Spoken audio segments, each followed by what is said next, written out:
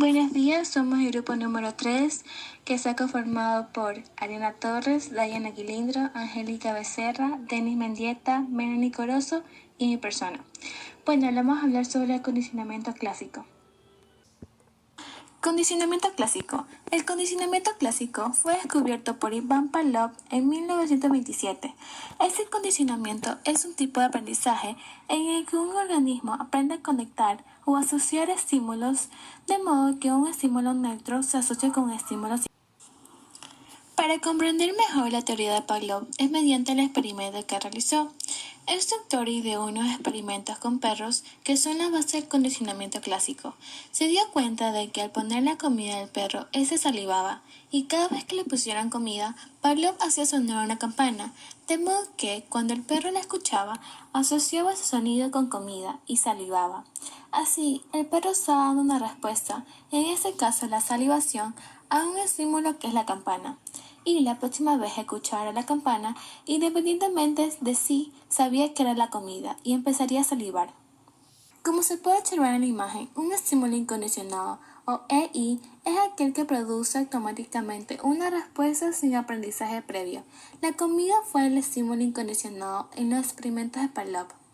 Una respuesta incondicionada, o RI, es una respuesta no aprendida que suscita automáticamente al estímulo incondicionado. En los experimentos de Pavlov, la salivación del perro en respuesta a la comida era la respuesta incondicionada. Un estímulo condicionado, o LC, es el estímulo previamente neutro que a la larga suscita una respuesta condicionada después asociado con el EI. Entre los estímulos condicionados de los experimentos de Pavlov figuran diversas imágenes y sonidos que se representaron antes de que el perro pudiera empezar a comer, como el ruido de una puerta que se cerraba antes de colocar la comida en una escudilla. Una respuesta condicionada, que es el RC, es una respuesta aprendida provocada por el estímulo condicionado que tiene lugar después de la asociación entre el EI y el EC. Acondicionamiento clásico, relacionado con experiencias positivas y negativas de los niños en el aula. A un niño no se le puede enseñar a ser bueno ni a ser obediente. Se le adiestra en conductas que le hacen parecer bueno o obediente. El aula es un microcosmo de comportamientos infantiles, desde el alumno ideal, que es demasiado obediente y siempre sabe la respuesta correcta, hasta el niño propenso de la detención. Los comportamientos de los estudiantes en un aula van desde lo positivo hasta lo negativo. Las experiencias negativas son acciones perturbadoras o agresivas que rompen la disciplina y alteran la armonía del grupo, dificultando el proceso de enseñanza, aprendizaje y la atención en el aula. Durante el transcurso de la etapa escolar, algunos niños pueden presentar en ocasiones conductas destructivas en el aula, causando reacciones que pueden resultar negativas hasta para ellos mismos, como por ejemplo el rechazo por parte de sus compañeros y maestros. Algunos ejemplos de conductas en el aula son iniciar peleas, desafiar activamente a los profesores y levantarse frecuentemente de su asiento. La experiencia positiva es una manera de relacionarnos con los niños, haciendo uso del respeto pero sin perderle la firmeza. Es una filosofía que busca que los adultos pasemos de tener un papel de policías a tener un papel de guías. Este cambio de paradigma en la relación con los niños conlleva una serie de beneficios. Por ejemplo, cada tarde es una batalla para que se sienten a hacer los deberes. Tal vez asumamos que saben hacerlos, pero merecería la pena que nos tomáramos la molestia de averiguarlo. Probemos a empezar estudiando con él, enseñarle cómo organizarse, cómo memorizar, etc. De lo contrario, cada vez que se enfrenta a la tarea se siente perdido.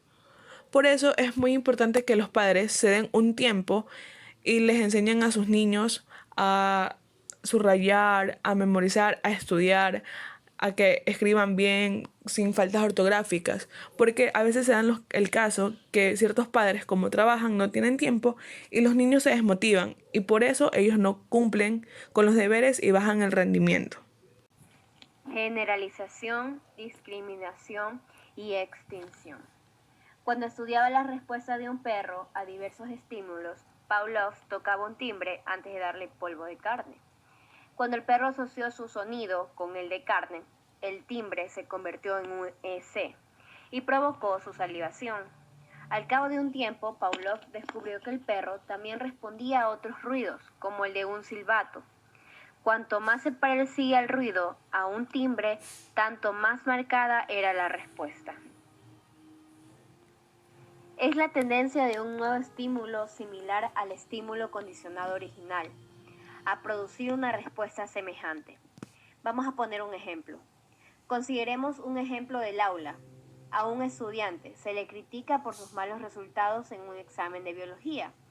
Cuando el mismo alumno comienza a prepararse para el examen de química, se pone muy nervioso porque estas dos materias están muy relacionadas con el área de ciencias naturales.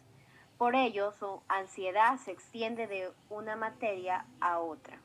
La discriminación del condicionamiento clásico ocurre cuando el organismo responde a ciertos estímulos, pero no a otros. Esto quiere decir, para producir discriminación, Pavlov le daba comida al perro solo después de tocar el timbre, y no después de ningún otro sonido. A la larga, el perro aprendió a responder solo al timbre. En el caso del estudiante que presenta exámenes de diferentes materias, no se pone tan nervioso cuando el examen de inglés o de historia, porque son materias de un área muy diferente. Luego tenemos la extinción de condicionamiento clásico. Implica el debilitamiento de la respuesta condicionada, un RS. En ausencia del estímulo incondicionado, un EI. Como ejemplo tenemos en la sesión, Pavlov tocó el timbre en repetidas ocasiones, pero no le dio comida al perro. A la larga, el perro dejó de salivar al oído del sonido del timbre. Esto pasó en una de las sesiones que realizaba Pavlov. De modo similar, si el estudiante que se pone muy nervioso cuando va a presentar exámenes empieza a obtener mejores calificaciones, la ansiedad disminuirá paulatinamente hasta desaparecer por completo. Mi tema es la desensibilización sistemática. Se puede decir que es una técnica basada en el condicionamiento clásico, que reduce la ansiedad porque logra que el individuo asocie la relajación profunda con visualizaciones sucesivas de situaciones que provocan cada vez más ansiedad. Imaginemos que un estudiante se pone sumamente nervioso cuando tiene que hablar frente al grupo. El objetivo que queremos llegar con este tema es que podamos hacer que el alumno asocie hablar en público con la relajación, como caminar en una playa tranquila, en un lugar relacionado con la ansiedad. Mediante el uso de visualizaciones sucesivas, el estudiante puede practicar este tema. Puede ser en 2 semanas antes, 4 semanas antes, 4 días, 2 días. Depende cómo tú puedas poner en práctica este tema de desensibilización. Cuando ya te toque la hora de llegar a la escuela y ponerte frente al podio, podrás hablar con mucha tranquilidad.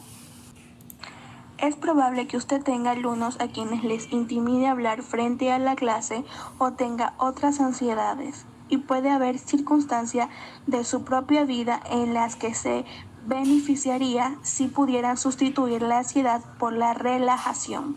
Por ejemplo, no es extraño que algunos maestros se sientan seguros cuando hablan frente a sus alumnos, pero se pongan nerviosos si les pide que hagan una presentación en una conferencia frente a sus colegas.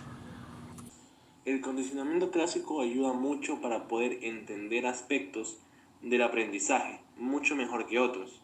Es más, te ayuda mucho para explicar la forma en que los estímulos neutros se asocian o relacionan con respuestas involuntarias que no han sido aprendidas todavía por el ser humano. Es muy útil también para entender las ansiedades y miedos de los estudiantes en los colegios. Aún así, no es tan bueno para intentar explicar las conductas voluntarias. Por ejemplo, cuando un niño estudia mucho para cierto examen, pero para otro no tanto, o la decisión de un niño de por qué le gusta la historia muchísimo más que la geografía en ciertos toma de decisiones. En esas áreas, el condicionamiento operante es más experto. Para concluir, el condicionamiento clásico nos da a entender que es un organismo mediante el aprendizaje asociativo cuando existen dos acontecimientos o estímulos. De esta manera, toda acción genera una reacción. Además, consiste en aprender una respuesta condicionada que involucra la construcción de una asociación entre un estímulo condicionado y un estímulo incondicionado. De lo cual también decimos que el condicionamiento generalizado tiene que ver si la acción que se le está realizando se puede asociar con otra acción parecida, lo cual va a obtener la misma respuesta. El condicionamiento de discriminación se trata de que solo el estímulo se dará con una sola acción, es decir, se acostumbra a una sola cosa sin necesidad de que el aprendizaje sea de manera distinta. Y por último, el condicionamiento de extinción, que por ausencia del estímulo se comienza a olvidar y deja de asimilar las cosas hasta desaparecer este tipo de acción. En nuestra vida diaria, esto lo podemos relacionar muchas veces, los estímulos de la manera que hay olores, sonidos, y así se puede recordar algún momento pasado y así sentirnos o actuar de alguna manera que nos hace sentir ese dicho recuerdo.